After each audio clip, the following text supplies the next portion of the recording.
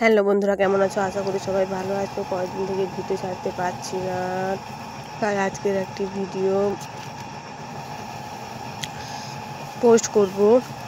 তার জন্য পুকুর থেকে মাছ ধরে নেওয়া হয়েছে। মাছগুলো দেখতেই পাচ্ছ, জ্যান্ত মাছগুলো লাফাচ্ছে, একশো পাকু টানছে। মাছগুলো কেটে লবণ হলুদ মাখিয়ে দিয়েছি, তারপর কড়াই বসিয়ে তেলটা গরম হতেই মাছগুলো সুমড়ে নিয়েছি।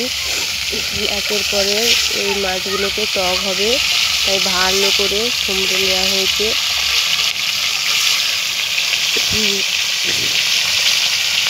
দেখতেই পাচ্ছ, ভালো করে সুমড়ে নিয়েছি। তারপর যে মাছগুলো ছিল সেগুলোকে ভালো করে ভেজে নেব।